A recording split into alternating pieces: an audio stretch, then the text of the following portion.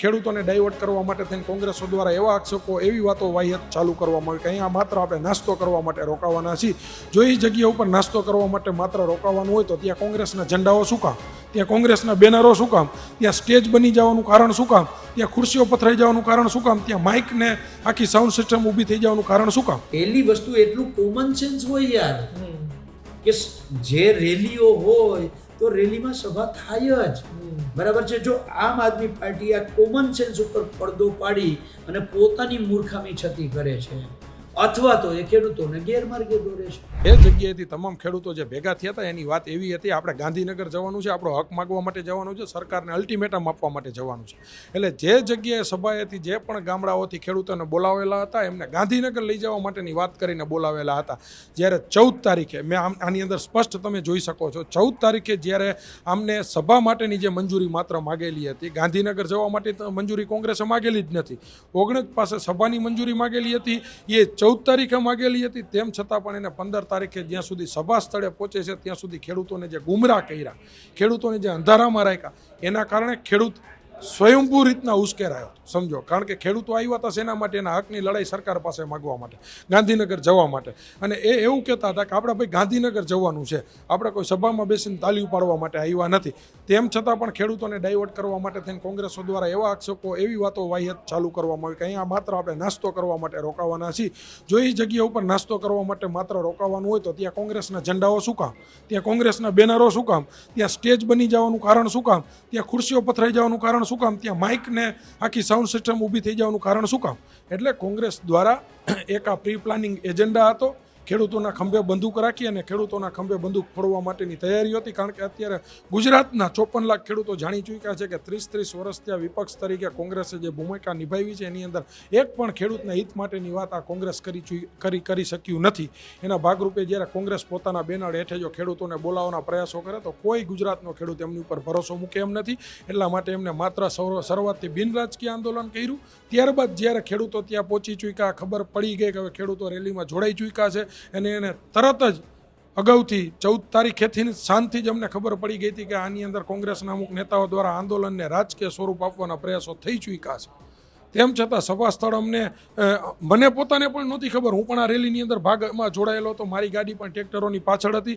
શરૂઆત જ્યારે શાંતિપુરા સર્કલથી થઈ ત્યાં પણ અમે ઢોલ નગારા સાથે અમે ઉજવણી કરતા જોઈ રહ્યા છીએ. શું કામ? કે ખેડૂતોના હકની વાત ચાલતી હતી એટલા માટે.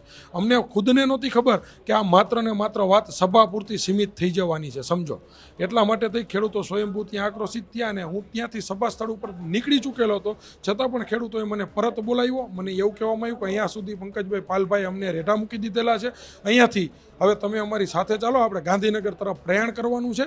અને હું ખેડૂતોની સાથે ખેડૂતોના હકની લડાઈમાં ગાંધીનગર તરફ જવા માટે થઈને જોડાયો હતો. આમ આદમી પાર્ટીએ જેટલી રેલી કરી હોય, જેટલી એ તમામ રેલીઓ ઉઠાવીને જોઈ લ્યો એને સભાઓ કરી છે. ભારતમાં જેટલી રેલીઓ થઈ હોય એ તમામ રેલીઓ ઉઠાવીને જોઈ લ્યો, બરાબર છે, એમાં સભા થઈ છે. અને વાત રહી ગાંધીનગર કેમ ના પહોંચ્યા, તમે ગાંધીનગરનું કહ્યું તો ગાંધીનગર કેમ ના પહોંચ્યા? દિલ્હી ખેડૂત આંદોલનમાં ચલો દિલ્હીનો નારો હતો. હું 47 દિવસ એ આંદોલનમાં રહ્યો છું, બરાબર છે. એ ખેડૂતો, દિલ્હીના ખેડૂતો ત્યાં દિલ્હી નતા પહોંચ્યા, હરિયાણા બોર્ડર, પંજાબ બોર્ડર, રાજસ્થાન ઉપર રોકાઈ ગયા હતા. એક પણ ખેડૂતે, એક પણ આગેવાને સવાલ કર્યો કે તમે દિલ્હીનું કહીને અમને લઈ આવ્યા હતા ને અહીંથી કેમ પાછા વાળો છો, અથવા તો અહીંયા કેમ બેસી જાવ છો? અમને આ સરકારની ખબર છે એટલે અમને કહ્યું હતું જ્યાં રોકશે ત્યાં બેસી જઈશું. એટલે રેલી હોય ત્યાં સભા હોય. નંબર 1, સભા થાય જ, બરાબર છે. આ જે સભા હતી એમાં 3 કામ એકારે નીકળતા હતા.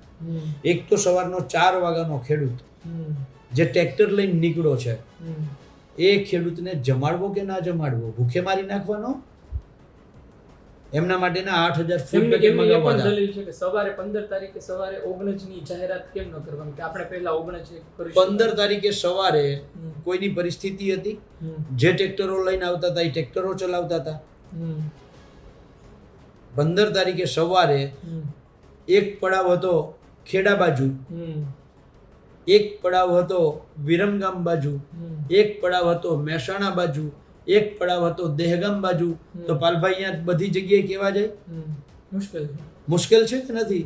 તો પહેલી વસ્તુ એટલું કોમન સેન્સ હોય યાર કે જે રેલીઓ હોય તો રેલીમાં સભા થાય જ.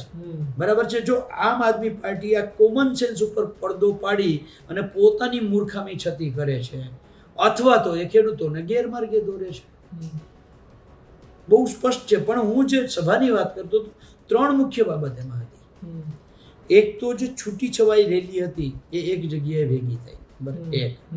નંબર 2, જે ખેડૂતોને જમવાનું નહોતું, બરાબર છે, જે જમ્યા જ નહોતા, 8000 ફૂડ પેકેટ મંગાવ્યા હતા, એ લોકો ત્યાં થોડું ઘણું પેટમાં નાખે, ફૂલની તો ફૂલની પાકડી જેવું, બાકી થાળી તો શક્ય નહોતી, બરાબર છે.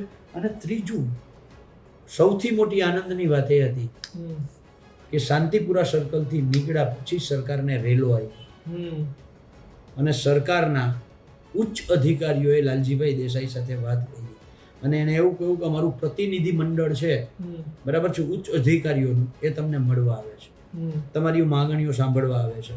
તો 17 કિલોમીટરની રેલી કે 12 કિલોમીટરની રેલીમાં એક જણાને જઈને કહેવાય, એના માટે ભેગું જ થવું પડે. ભેગા થઈને એમની સામે સરકારનો જે પ્રસ્તાવ આવ્યો છે એ પ્રસ્તાવ મૂકવો પડે.